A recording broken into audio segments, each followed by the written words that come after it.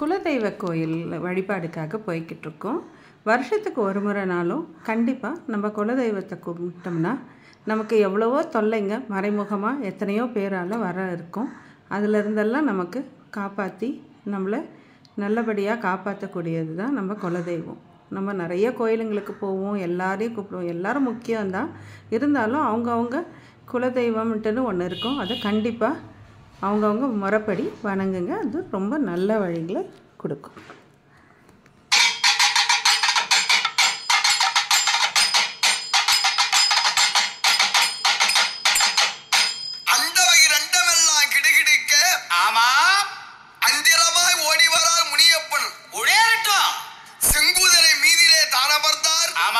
சீர்பெ